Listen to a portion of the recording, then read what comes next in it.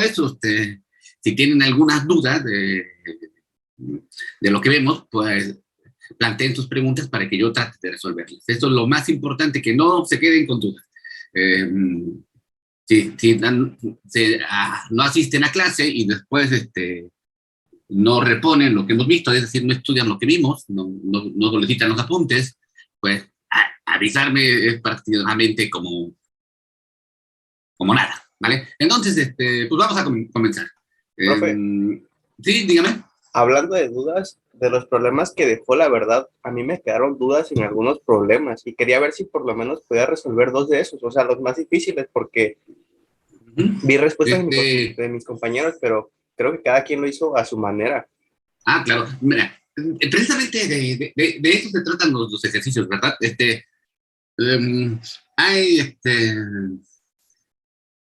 Hay una frase que yo correlaciono con esto, y no sé si alguno de ustedes ha hecho ejercicio, pero hay una frase que cuando dicen, si no duele, no sirve. ¿Sí me explico? Igual, cuando uno no se esfuerza, si los ejercicios no le crean a uno ningún esfuerzo, no le salta ninguna duda, no le ha ayudado demasiado, ¿no? Tengo un compañero, se llama Benoit Fouconier, y tiene una frase que yo la he adoptado también. Si salgo de una clase y entendí todo, no aprendí nada. Traduzco, que ustedes van a una clase y entendieron todo porque ya lo sabían, ¿vale? O el nivel fue muy bajo, demasiado bajo. Entonces, qué bueno, me da mucho gusto. ¿Cómo te llamas? Perdón. El chiquillo que me preguntó. Soy Sammy, profe. Sammy González. Sammy, gracias, Sammy, por preguntar, y de verdad que el que preguntes y que tengas dudas, no porque no aprendas, ¿no? Claro que no, eso no, lo que quiero es que aprendan, pero me motiva mucho, pues, el hecho de que no te quedes con dudas. De verdad me alegra mucho que me preguntes, ¿vale? Y ahorita los vamos a ver, Sammy, no te preocupes. Vamos a realizar estos ejercicios, y después de esto yo pretendo explicar algunas cosas que ayuden a resolver esas dudas. ¿Vale? Entonces vamos a hacerlo. Pero si me dices qué números son, los apunto y ahorita los reviso, ¿vale? Sí, profe, permítame, nada más voy a sí, claro que sí. Gracias, Sammy. Te agradezco mucho. Profe, ¿me escucha? Sí, ¿te escuchó? Era también referente a los problemas, profe. En los últimos dos me quedaron dudas. Es que por lo que más o menos entendiera la unificación de dos fórmulas, pero la verdad no. ¿Me dicen los números? Sí, profe, son 25.26 el primero y el último es 25.41. 25.41. Vale. Los míos son 25.40 y el último, igual que le dijo mi compañero. 41.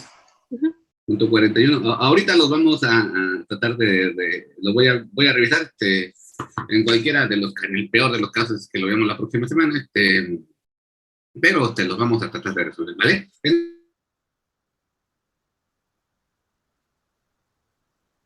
Vamos a resolver ahora.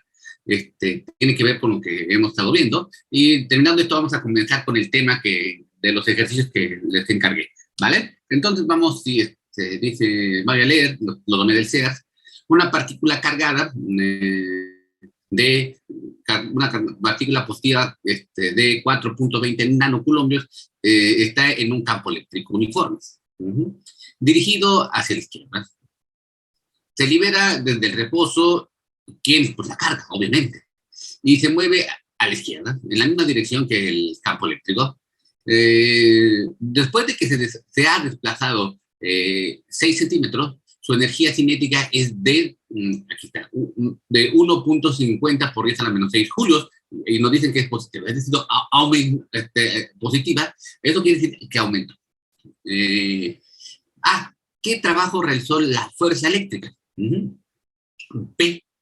¿Cuál es la potencia el potencial eléctrico del punto de inicio con respecto al punto final? Aquí, como no conocemos el potencial en el punto inicial y en el punto final, los que nos están pidiendo una referencia, ¿vale?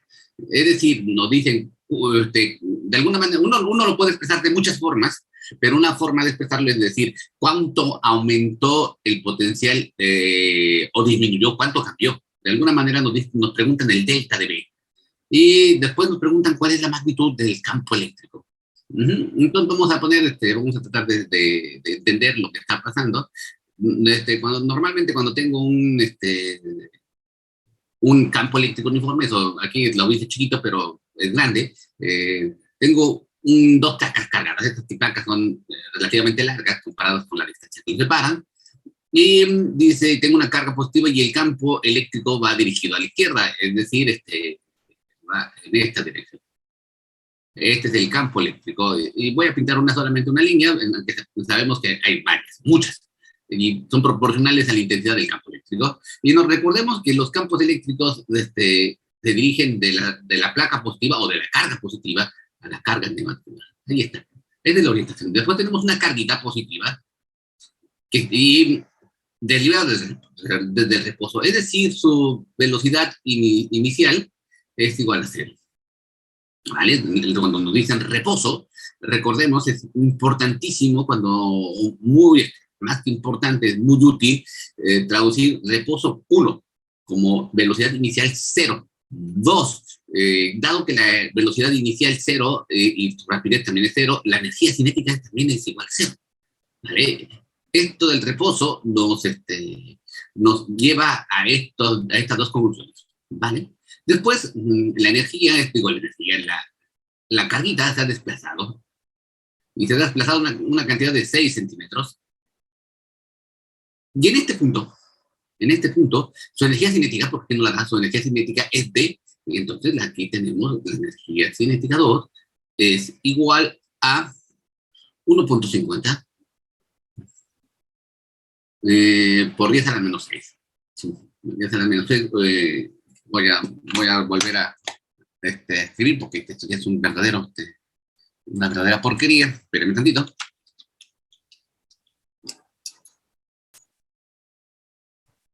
$10 a la menos 6. Julio, ahí está. Y sigo leyendo. Y después nos preguntan cuánto trabajo realizó la fuerza eléctrica. ¿Qué trabajo realizó? Obviamente aquí faltó ser un poco más específico. ¿Qué trabajo realizó la fuerza eléctrica para mover la carguita desde este punto a este otro punto? Vale, y entonces vamos a utilizar la ley de la conservación de la energía mecánica, dado que en este ejercicio no hay ninguna fuerza externa, otras fuerzas. La energía en un principio es igual a la energía al final. Es decir, la energía en 1, aquí no, ya me equivoqué, la energía en 2 es igual a la energía en 1, y obviamente la energía en 1 es la suma de las energías mecánicas. Digo, en 2, sub 2, que no lo dan como datos, más U sub 2. Y esta es igual a K sub 1 más U sub 2. Eso y también de las clases hemos visto que el delta de U es igual a menos el trabajo eléctrico realizado. Eso lo vimos del análisis y de la comparación con la energía gravitacional, ¿vale?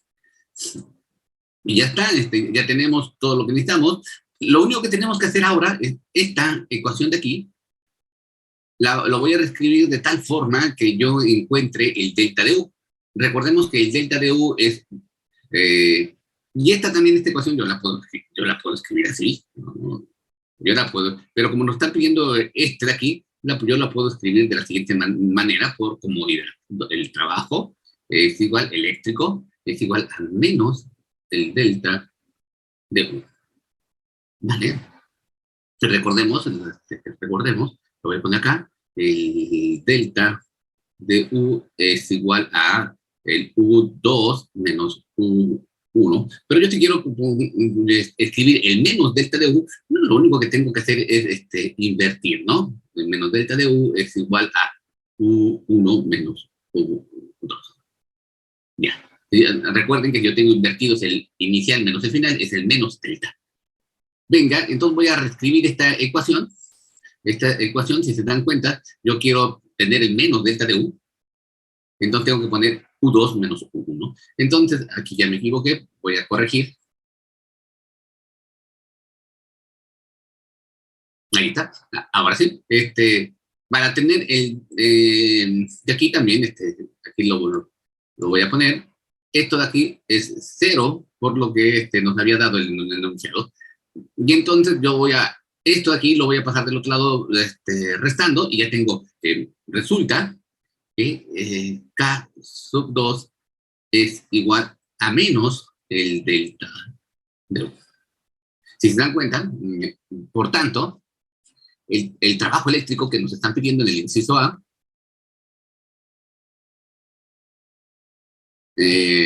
lo voy a poner aquí, la ecuación la voy a poner acá, el trabajo eléctrico es igual a menos el delta de U, y de acuerdo a nuestro sistema, el trabajo menos el delta de U es igual a la energía cinética en 2.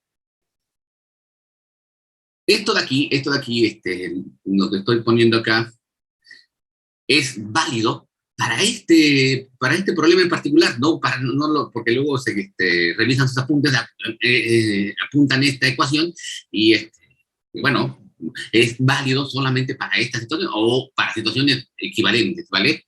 Y entonces, si se dan cuenta, no tengo más que escribir la energía potencial. 1.50 por 10 a la menos 6 julios. Entonces ya el inciso A ya lo hemos resuelto. Ahora voy a tratar de resolver el inciso B. Dice, ¿cuál es el potencial del punto de inicio con respecto al punto final? De alguna manera, lo vamos a traducir de la siguiente manera. Cuando nos piden con respecto a, nos están solicitando el delta de V, de V, y esto es igual a incógnitas. Recordemos que el V está definido como la energía potencial eléctrica por unidad de carga. Por tanto, el delta de U, aquí ya me equivoqué, el delta de V es igual a voilà, te odio, perdón, odio esta computadora, es igual a delta de U en Q. ¿Vale? El delta de U ya lo tenemos. Nótese que el delta de U, lo voy a poner acá abajo, el delta de U es igual a menos el K sub 2. Entonces aquí pongo que el delta ya me equivoco otra vez. El delta de V es igual a Q, menos, otra vez para este caso particular, K sub 2 en Q, y esto es igual a 1.50 por 10 a la menos 6 julios, dividido entre la carga, que es de 4.20 por 10 a la menos 9 coulombios. Julio dividido en coulombios son voltios, y voy a realizar la operación. Entre 4.20. Y me resulta 357. 357.14 voltios. Obviamente el delta de V es igual a V sub 2 menos V sub 1. Entonces lo que voy a hacer es despejar aquí V sub 1. V sub 1 es igual a V sub 2 menos el delta de V. ¿Vale? Entonces, sustituyendo, me queda que V1 es igual a V1 menos 357.14 voltios. Ahora, y esto de aquí, bueno, es el resultado, obviamente, pero lo voy a leer. El potencial, aquí te corrijo, el potencial eléctrico disminuyó 357 voltios con respecto al potencial inicial. Eso es lo que estoy leyendo, aquí lo voy a leer.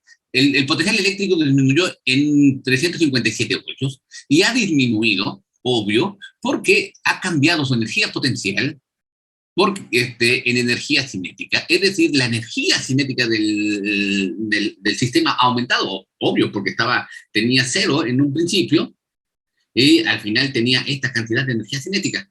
Por eso el potencial eléctrico disminuye. ¿Vale? Así lo vamos a leer.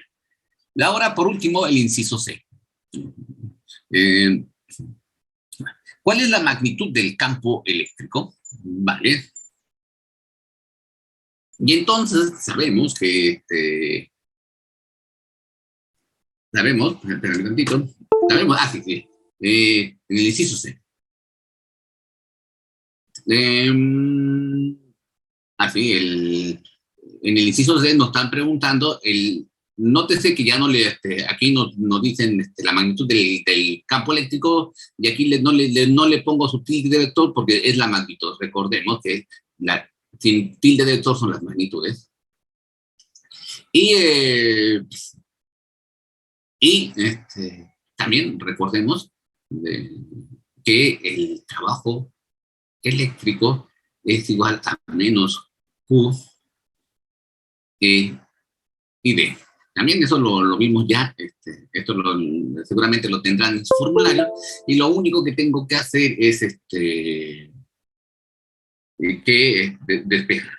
Vale. ¿Es correcto? Venga. Aquí creo que me equivoqué. Delta de U. Ahorita lo revisamos. Venga. Y ya está. Y simplemente despejo E. E es igual a menos el delta de U dividido entre la carga y la distancia. La distancia que tenemos acá son 6 centímetros, la voy a tener que escribir en metros, esto de acá. Entonces, esto es igual. Y menos U, entonces este es menos. Y recordemos que el delta de U es igual a menos K2. Entonces voy a poner a menos K2 1.50 por 10 a la menos 6 julios.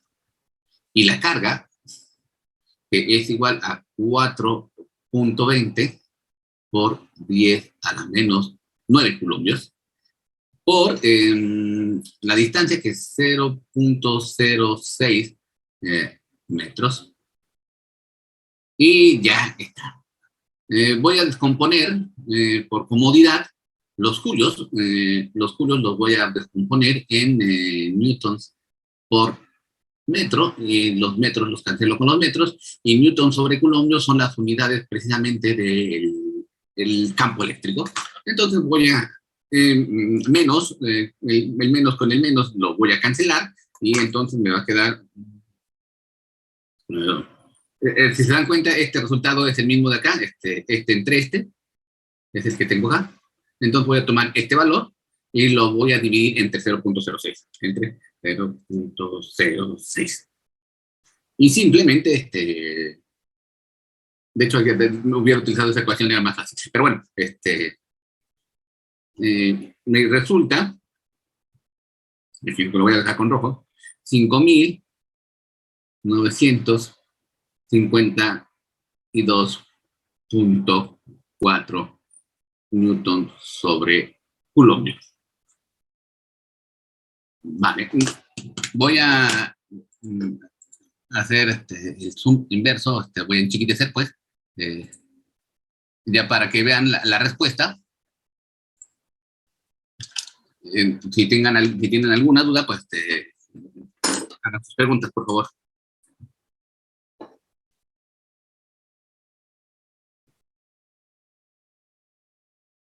Vale, si no tienen preguntas, realmente no fue difícil. Vamos a continuar con la clase.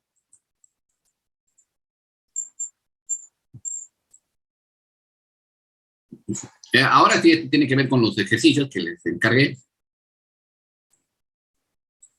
Dice, la corriente eléctrica no es más que el movimiento de cargas. Obviamente este movimiento de esta carga tiene que ser en un medio, ¿no?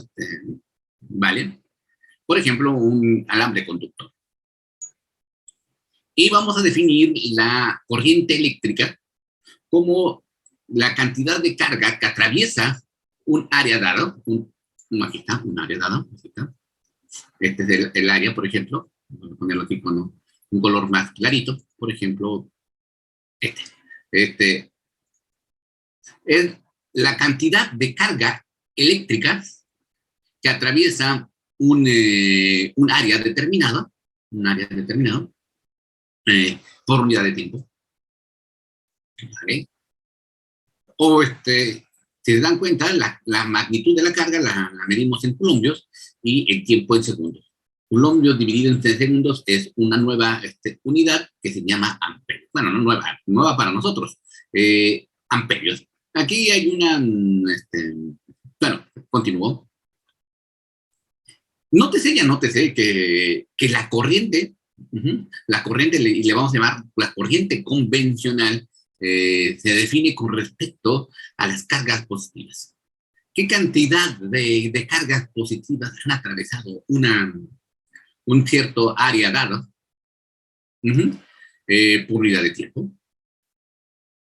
Esa es la corriente convencional, así se define. Y podemos definir una cantidad adicional. Le vamos a llamar la densidad de carga, densidad de corriente, perdón. Y le vamos a asignar la letra J. Y J es igual a I dividido en A, donde A es el área que atraviesa esa corriente eléctrica. Y aquí, para que no nos, aquí, y esto es a veces cuando hay tantas, bueno, no tantas, pero sí algunas cuestiones de parámetros y de unidades, uno podría llegar a confundir si no tiene uno cuidado de otras áreas. Este es el área transversal que atraviesan los electroncitos, o no, las cargas, no son electroncitos, cargas. Y esto de aquí son los amperios. La cuestión es que utilizan el mismo símbolo, ¿no? El símbolo es el mismo para el área que para la unidad amperios. Pero bueno, hay que tener cuidado. Y esta es la densidad de carga. ¿Qué cantidad de corriente atraviesa un área determinado? ¿Vale? Podemos tener la misma carga, la misma corriente eléctrica, pero si el área es menor, entonces la densidad de corriente es mucho mayor. ¿Vale? Y esta densidad de corriente se mide en amperios sobre metro cuadrado. Normalmente, no digamos, no siempre, no siempre es así. La corriente eléctrica se debe al flujo de electrones. ¿Vale? Sobre todo cuando estamos hablando de corrientes en conductores eléctricos. No siempre es así, porque la corriente eléctrica no solamente se da en conductores eléctricos, también se puede dar a través del aire y todas esas cosas, pero es complicado. En disoluciones es más fácil. Venga, entonces, la corriente convencional está definida como el transporte de carga o el movimiento de cargas positivas. Ahí está, eso lo determina la corriente. Nótese, y la corriente convencional se mide tomando como referencia, obviamente, la dirección del campo eléctrico. como el campo eléctrico y las cargas positivas irían en la misma dirección, entonces en ese sentido se define la corriente eléctrica. Pues nótese también que las carguitas eléctricas, de manera natural, se van a mover en contrasentido del campo eléctrico y por tanto el flujo de electrones siempre irá en contrasentido de la corriente convencional. ¿Vale? Y obviamente este movimiento de cargas, ya positivas o negativas, se debe a que existe una diferencia de potencial. Esta diferencia de potencial nos la dará la fuente de diferencia de potencial. Normalmente una batería, un generador, lo que sea. Y esto que está aquí, este simbolito es una rayita pequeña, con una más larga y una pequeña, simbolizan una batería. Obviamente este palito, esta línea un poquito más larga, representa la parte positiva y esta negativa, bueno, esta chiquita es la negativa. Obviamente el campo eléctrico estaría en esta dirección. No sé si hay alguna duda de lo que he mencionado ahorita. No es complicado, entonces tenemos la carga, porque el tiempo cuánta carga ha atravesado un área determinado por unidad de tiempo, ¿vale? Podemos definir la densidad de corriente como la densidad de corriente como la intensidad de la corriente dividido entre el área que atraviesa esa corriente eléctrica. Vamos a resolver un ejercicio para que esto vaya quedando un poco más claro. Dice, la corriente es flujo de carga. Nótese que no dicen de electrones, es flujo de carga. A veces uno se queda con la idea de que la corriente eléctrica solamente se debe al movimiento de electrocitos. No, la corriente eléctrica se debe al movimiento de cargas. Se tiene una corriente estacionaria de 2.5 voltios. Entonces voy a poner aquí los datos. Y el primer dato es la intensidad de corriente, y este es igual a 2.5 amperios. En un alambre durante 4 minutos. Entonces el delta de T es igual a 4.0 minutos. Pero como las unidades que yo tengo no están dadas en minutos, los amperios están definidos como coulombios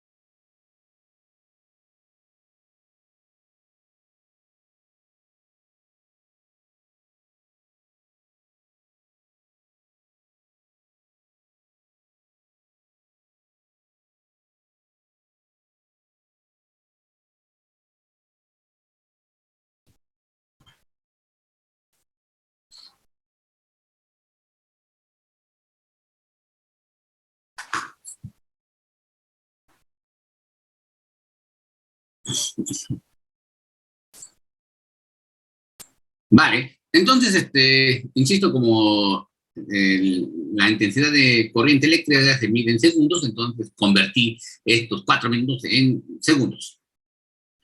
Inciso A. ¿Cuál es la carga total que pasó por un punto dado del circuito durante estos 4 minutos? Entonces, lo que nos están pidiendo en el inciso A, lo que nos están pidiendo es Q. Q es igual a incógnita. La ecuación que yo tengo, que es la intensidad de corriente, es igual a Q en delta de T. Despejando, resulta que la carga o la cantidad de carga que se ha movido es igual a E por el delta de T.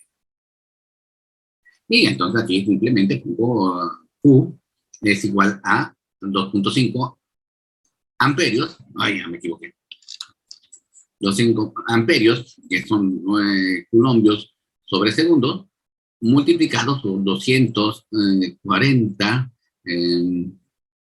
segundos. Los segundos los cancelo con los segundos y obtengo lo siguiente: 2.5 por 240. 600 coulombios. ¿Vale? Ahora vamos a tratar de resolver. Dice, ¿cuántos electrones equivalen a esto? Vale, yo tengo, y pongo que voy a poner la siguiente igualdad. Un electrón tiene una carga de 1.6021 por 10 a la menos 19 coulombios. Este es un factor unitario. La carga del electrón, porque sabemos que un electrón tiene esta carga, este es un factor unitario. ¿Vale?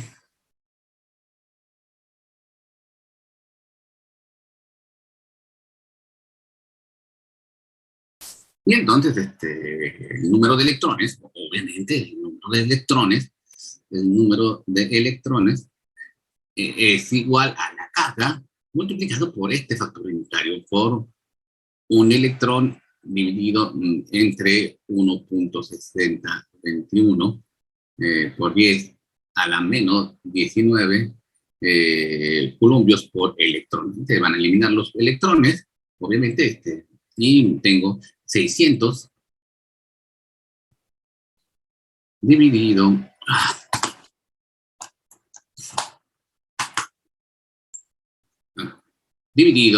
entre 1.6021 por 10 a la menos 19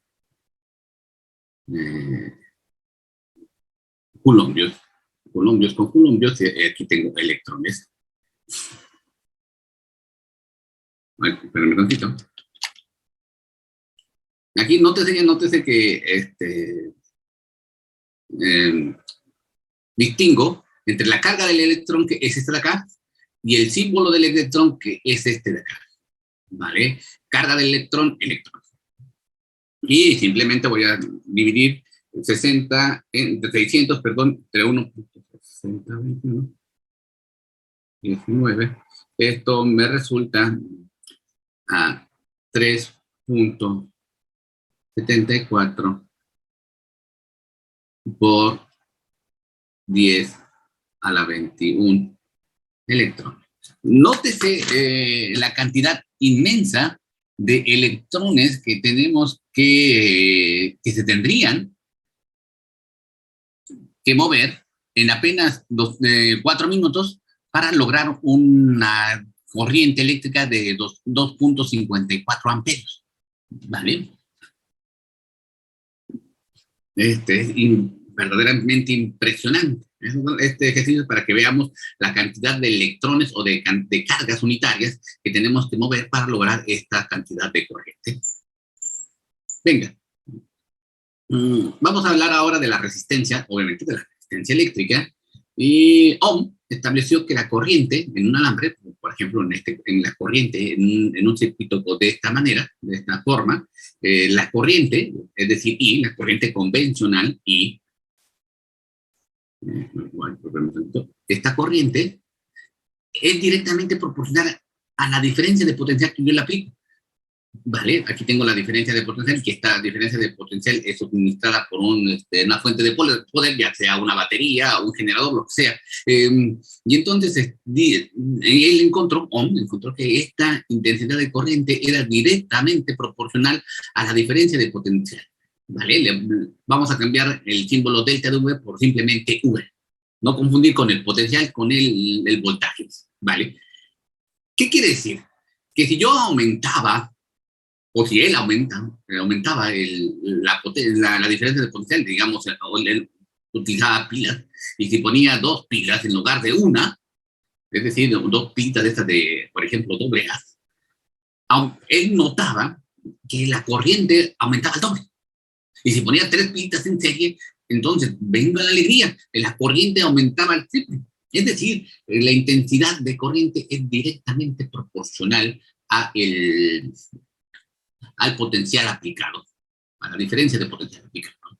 Y siempre que hablemos de proporcionalidad, estamos hablando, cuando digamos directamente proporcional, estamos hablando de una línea recta. Entonces, decimos que I es igual a una constante, le vamos a poner M, multiplicada por V, donde M es la pendiente de la recta.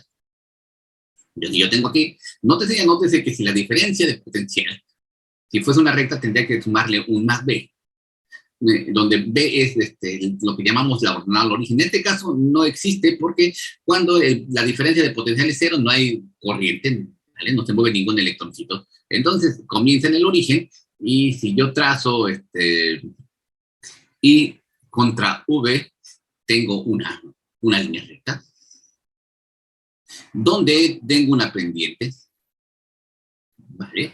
Y esta pendiente es la constante de proporcionalidad entre la intensidad de corriente y la diferencia de potencial aplicado. ¿Vale? Ya está.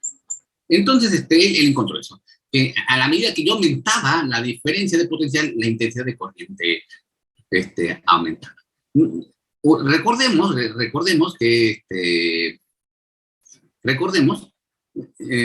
para una línea recta, la pendiente es constante. No importa donde yo determine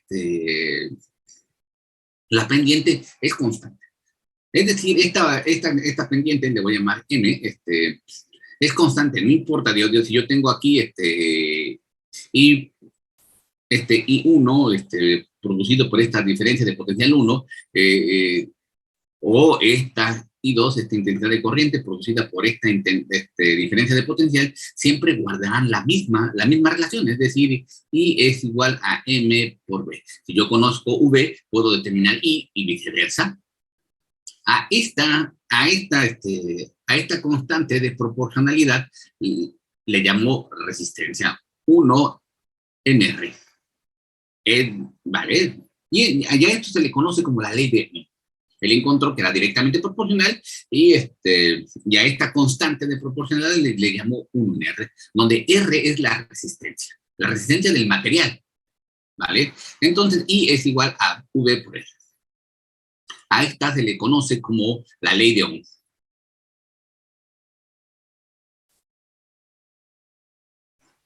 La forma más que uno le encuentra la ley de Ohm, esta es la ley de Ohm, esta también es la ley de Ohm, y normalmente la encontramos escrita de esta manera. La diferencia de potencial aplicado en un circuito eléctrico es igual a la intensidad de corriente multiplicada por la resistencia. Si se dan cuenta, si yo despejo de aquí R resulta ser la diferencia de potencial dividida entre la intensidad de corriente. Y la diferencia de potencial está medida en voltios, y la corriente eléctrica en amperios. De aquí otra vez la confusión que nos podría causar, esto de aquí no es la diferencia de potencial, sino son los voltios. Y esto de aquí no es el área, sino es el amperio. Y esta unidad no es nueva, pero para se le conoce como ohmio, y está por la letra omega. Es el equivalente a la O de nuestro alfabeto latino. ¿Vale? Omega, ohmio. En algunos libros de texto le llaman ohms. En español, de acuerdo a los españoles, más que nada, se le conoce como ohmio. De hecho, es el oficial, se podría decir. Vamos a... Nótese otra vez, que quiero dejar esto bien en claro, que esta ley de Ohm establece que esto es proporcional, y esta constante de proporcional 1NR para un sistema como el que tengo acá, si se dan cuenta, la pendiente es constante, es decir, no varía. Por tanto, 1R es igual a constante, y cuando hablamos de constante, eso quiere decir que no cambia, y por tanto, R es igual a constante. No importa si tengo esta intensidad de corriente o esta intensidad de corriente o este diferencia de potencial o esta diferencia de potencial, no importa, R es la misma, ¿vale? No cambia, es constante. Vamos a resolver este ejercicio. Resistencia de una bombilla de linterna. Dice, una pequeña bombilla, un poquito de linterna, toma 300. Entonces voy a poner aquí los datos.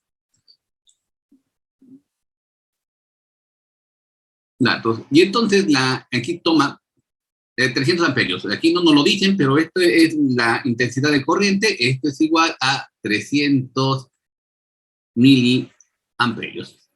Pero como la ley de Ohm está, necesitamos amperios y no miliamperios, aunque también podría utilizar miliohms, pero no lo puedo utilizar, voy a poner acá 0.3 amperios. De su batería, de esta batería, de 1.5 voltios. ¿Vale? Entonces aquí pongo la diferencia de potencial o el voltaje, que es igual a 1.5 voltios. ¿Cuál es la resistencia de la bombilla? Esto de aquí lo tomé del internet. Normalmente ustedes bueno, no sé si lo han visto, pero lo ponen como un triangulito. Aquí lo pusieron como circulito.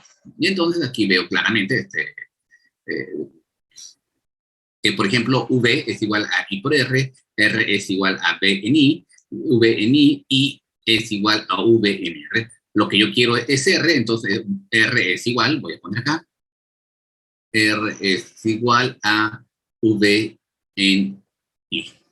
¿Vale? Simplemente sustituyo los valores, R es igual a 1.5 voltios y dividido entre 0.3 amperios. 15 entre 3 es igual a 5. 5 amperios son voltios sobre amperios, son ohmios. Ya está. Ya la resistencia del foquito, estamos hablando del foquito, de la bombilla, como le llaman aquí, la resistencia es igual a 5 ohmios. Y como ya habíamos dicho, esta resistencia, ¿de quién estamos hablando? Obviamente del filamento de esta bombilla. Es 5 ohmios, y no importa si la diferencia de potencial o la intensidad de corriente es pequeña o es grande, la resistencia es la misma, ¿vale? Aclarado eso, vamos a tratar de resolver el inciso B. ¿Qué dice el inciso B? En el inciso B dice, si la batería se debilita, eso suena extraño, y el voltaje cae. Y siempre que hablamos cuando en la jerga de los ingenieros, de los físicos, hablemos de cae, hablamos de una disminución. Eso quiere decir que disminuyó de 1.5 a 1.12 voltios. Entonces, el voltaje, y lo voy a poner aquí en el voltaje 2, es igual a 1.2 voltios. Y después, nótese que aquí no nos preguntan cuál es la nueva corriente, sino nos preguntan otra vez cuánto varía. Esto lo traducimos como un delta de I, ¿vale? Eso, cuando dice cuánto variará, no cuánto varía, cuánto variará, el delta de I. Y entonces la pregunta es el delta de I. Y esta es I2 menos I1. ¿Vale? Eso, y nótese que lo que necesito I1 ya lo tengo, son 1.5 voltios, y necesito calcular la I2, es decir, y aquí voy a utilizar I es igual a B en R.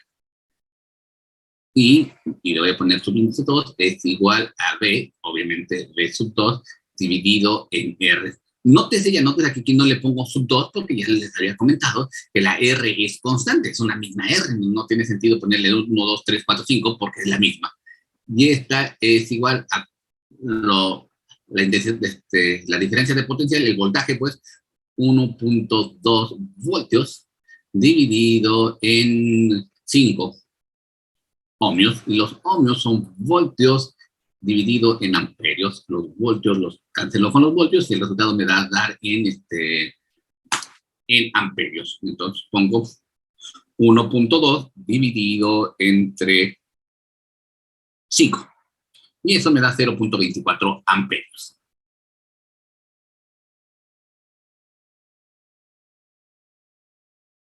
Y el delta de I, lo voy a calcular ahora, el delta de I, es decir, cuánto varió la intensidad de corriente.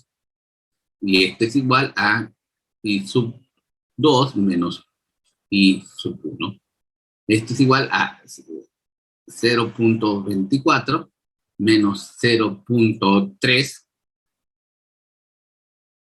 amperios, y este es igual a 0.06 amperios, o lo que es lo mismo, igual a 60 miliamperios. Ah, pero se me olvidó lo más importante, ¿vale? ¿Y cuál es lo más importante? Pues esto de aquí es negativo. Menos 0.06 amperios, o lo que es lo mismo, menos 60 miliamperios.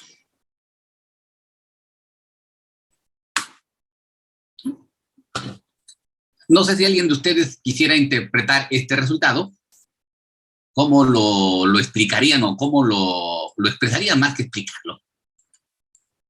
Tomando como referencia lo que dijimos hace rato de la diferencia de potencial. ¿Alguien desea traducirlo?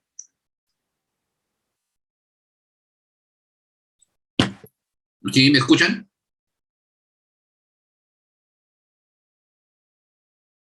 ¿Me escuchan? ¿Me escuchan?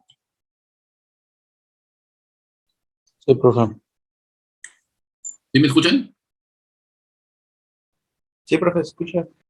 Ah, bueno, como no me contesta, siento bien feo que no me conteste. Que nadie diga nada. Vale. Entonces, nadie quiere traducirlo. Vale. Entonces, continúo. Voy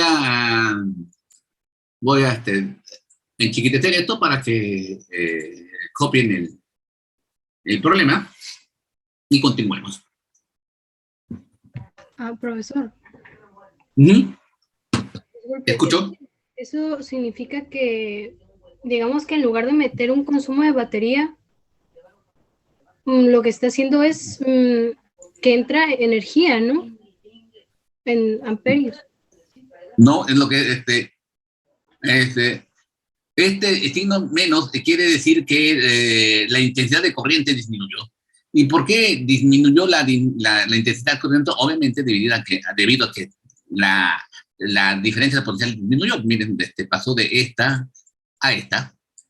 Y eso quiere decir que, como dicen aquí, la batería se está agotando. Es decir, su carga está disminuyendo, su energía eléctrica.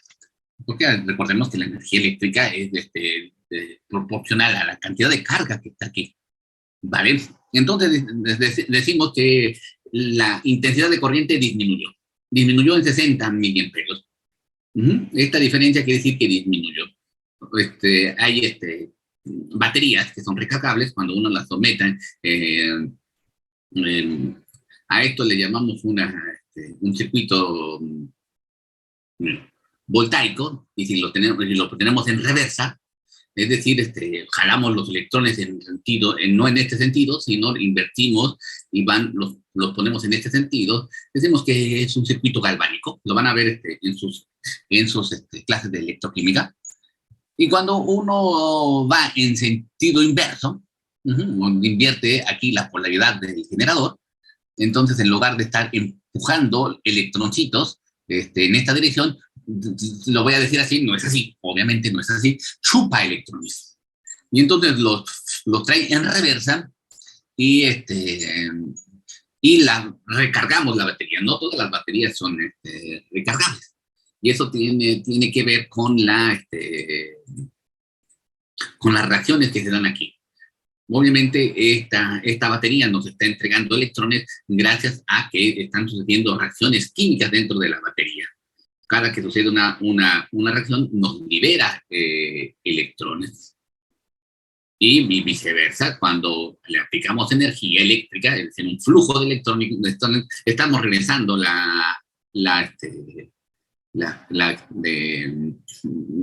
los electroncitos. Podemos decir que, por ejemplo, A, espontáneamente, cuando ponemos esta, no se convierte en B más, por ejemplo, electrones. Y viceversa, cuando yo le aplico electrones, más un electrón, esto es de una manera muy sencilla, me regresa A, y tengo la batería regenerada. Vale, bueno, ya está. Obviamente esto tiene con una cierta velocidad de razón. Venga la alegría. Entonces, la interpretación es que disminuyó la intensidad de corriente porque disminuyó, dicho de otra manera, disminuyó, así le llamamos, la carga de la batería. Venga, vamos a continuar. Aquí, esta resistencia, esta oposición al flujo de electrones en un circuito, la resistencia en este circuito, por ejemplo, es una oposición al flujo de electrones, ¿vale? Esta oposición depende del material.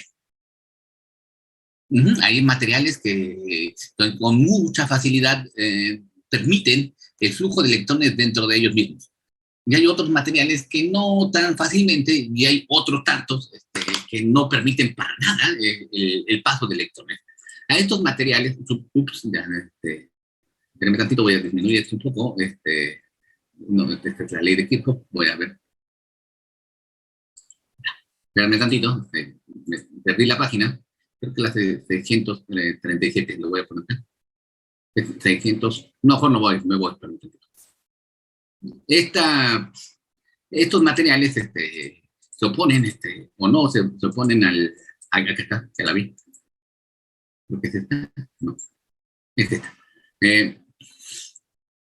Hay materiales que, por ejemplo, se les conoce conductores, aquellos que permiten el libre flujo de electrones sobre ellos mismos. Por ejemplo, la plata es uno de los mejores conductores que hay. Están, miren, la cantidad de resistencia que pone es casi nada, por 10 a la menos 8 es muy poquita. El cobre, y así sucesivamente. Si se dan cuenta, aquí entendemos por qué el cobre es utilizado para construir cables o alambres para transportar la energía eléctrica. Uno, porque si se dan cuenta, su resistividad, te lo voy a explicar, es muy pequeña comparada con las otras, por ejemplo, el oro, el aluminio, el hierro, por ejemplo, ¿no? Además, presenta ventajas adicionales. El cobre, como todos los metales, se oxida, y se oxida con cierta facilidad. La gran ventaja del cobre y el aluminio, por ejemplo, es que forman una capa de óxido delgada y protectora sobre el alambre. Bueno, voy a poner acá, voy a irme acá. Y estos materiales, por ejemplo, si yo tengo aquí un cable de cobre, se crea una capa muy fina de óxido de cobre. Ahí está. Ajá. Venga. Obviamente aquí cobre 2. Muy, de tal forma que protege el material. Lo mismo sucede con el aluminio.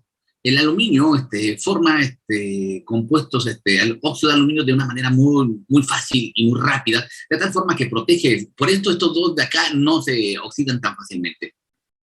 Aparte, la diferencia entre... Y aparte, el cobre es muy maleable. El aluminio no es tan maleable. No sé si ustedes han tomado un trozo de aluminio, lo quieren doblar, una varilla de aluminio, se rompe fácilmente porque no es tan maleable como el cobre. No es tan dúctil como el cobre. ¿Vale? Por eso utilizan cobre como alambre conductor en vez de cualquier otro. Uno, porque tiene una resistencia muy baja, y la otra porque presenta esa característica que se protege muy sencillamente Y otra, y creo que la más importante, es el precio. Si comparamos el precio de también la plata, sucede lo mismo con el cobre, pero la plata y también el oro se protege muy fácilmente. Y entonces el cobre en precio comparado con la plata o el oro es brutalmente más barato. Por eso lo utilizamos. ¿Vale? Y entonces, la resistencia, como les había dicho, la resistencia, si bien es constante, pero es constante para un circuito determinado, ¿vale? Si yo mido la resistencia de este circuito, será constante, pero si yo tomo este circuito y lo modifico, y lo hago, tomo un cable conductor, un alambre conductor más largo, voy a variar la resistencia, ¿vale? Entonces la resistencia es función de varias cosas. Uno, es función de la longitud del alambre conductor. Si el alambre conductor es muy largo, entonces la resistencia es grande. Otro, si el área es pequeña, es función del área, o lo voy a poner acá, de 1 en A. Porque entre más pequeña sea el área del alambre conductor, mayor resistencia. ¿Vale? Si tengo un área grande, tendrá una menor resistencia. Es como un tubo de agua. Si tengo un tubo de agua, el agua fluirá relativamente fácilmente.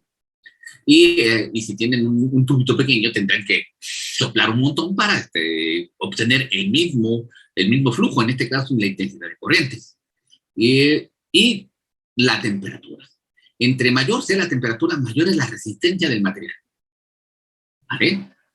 Entonces depende de la longitud. Si tengo un cable largo o un alambre pequeño, obviamente la resistencia será mayor en el cable mayor, más largo, porque los electroncitos tendrán que o la carga tendrá que desplazarse a una distancia mayor. Vale. Entonces vamos a otra vez la resistencia depende de varios factores. No es constante, sí, pero para un circuito largo. Venga. Pero podemos definir una resistencia específica. ¿Vale? Si ponderamos esta resistencia entre la longitud y el área transversal, podemos definir una constante de proporcional que le vamos a llamar la resistividad. La resistividad es, de alguna manera, una resistencia específica. Y esta resistividad sí es constante, independientemente de la longitud del alambre conductor y del área. Esta es la misma para, por ejemplo, un alambre de cobre. Si este alambre de cobre es gordo y largo, o si es flaco y corto, ¿vale? Es la misma, ¿vale? Y entonces podemos expresar la resistencia como R es igual a esta resistividad multiplicada por la longitud del alambre y dividida entre el área transversal. Las unidades de esta resistividad es igual a ohmios multiplicada por metros. Ohmio, metro. Y esta resistividad es función de la temperatura. Es decir, a diferentes temperaturas tendrá distintos valores y uno puede encontrar la nueva resistividad si conozco la resistividad a una temperatura de referencia y conozco este factor de proporcionalidad que está dado en estas tablas de acá. Aquí la resistencia. Aquí está. Venga. Y entonces, esta es la resistividad, pero yo puedo, fíjense, si yo multiplico ambos lados por L en A, para que no se altere la ecuación, multiplico en L en A, entonces, si se dan cuenta, R multiplicada por R en A es la resistividad, la resistencia, aquí está. Y si yo multiplico esta R sub 0, es la resistividad de referencia, por L, me da la resistencia de referencia, que yo puedo utilizar la ecuación para encontrar la resistencia a una nueva temperatura dada. ¿Vale? Venga. Vamos a resolver unos ejercicios para que esto quede un poco más claro. Dice, alambre de altavoz. Suponga que requiere conectar su estéreo a altavoces remotos. Aquí están los altavoces remotos. Si cada alambre debe ser de 20, entonces vamos a poner aquí el primer dato. Voy a poner aquí los datos. L es igual a 20 metros. Venga. Ya está. ¿Cuál es el diámetro? Le vamos a poner aquí el diámetro. Es igual a incógnita.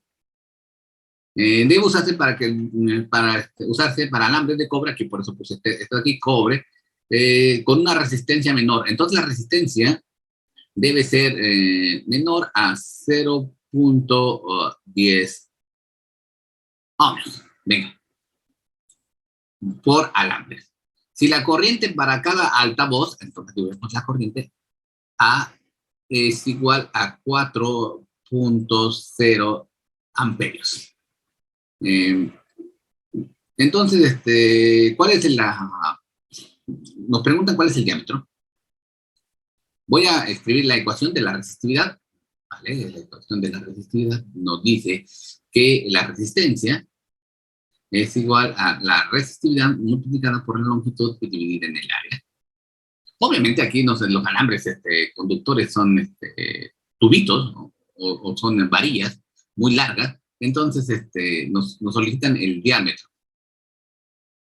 Y entonces sabemos que el área de la sección transversal, que es la que está aquí, es igual a, de un círculo es igual a pi por diámetro al cuadrado dividido en 4. ¿Vale? Voy a sustituir esto de aquí, acá. Y esto es igual a rho L, el 4 que está dividiendo lo voy a poner en la parte del numerador. 4L dividido en pi por diámetro al cuadrado.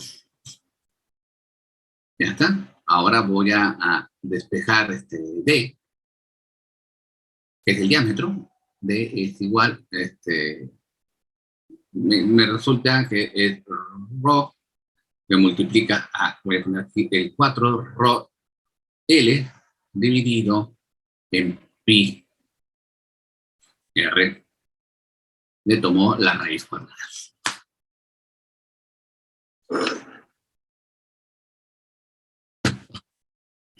Y ya está.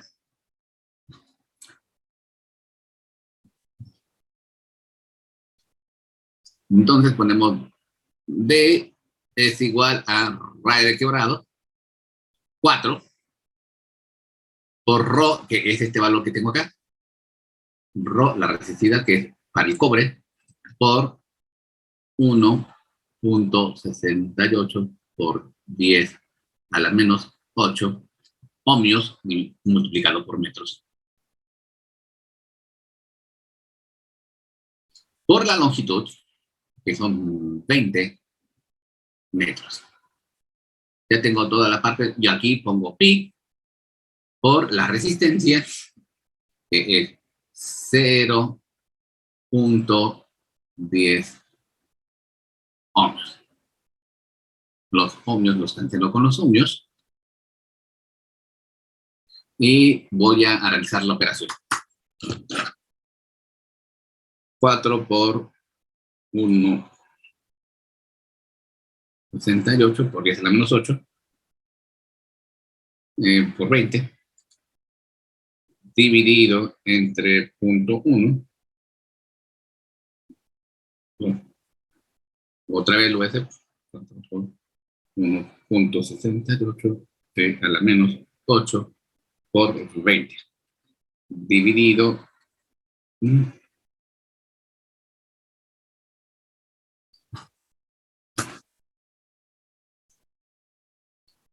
me resulta ser 0.002006 metros. Esta es una unidad muy pequeña, lo voy a poner en milímetros. 1, 2, 3, y redondeando me queda, ay, me equivoqué, bueno, redondeando, 0.1 milímetros. Vale, si ustedes han notado los alambres de estos altavoces, son muy delgaditos. Ahí está. Ya está ya está la primera. La primera respuesta. Nos preguntan cuál es el diámetro, y ahora en el inciso B, si la corriente para cada altavoz es de 4 amperios, ¿cuál es la diferencia de potencial o caída de voltaje a través de cada alambre? ¿Vale? Entonces, en el inciso B nos dan como dato, aquí, si se dan cuenta, aquí en esta parte cometí un error.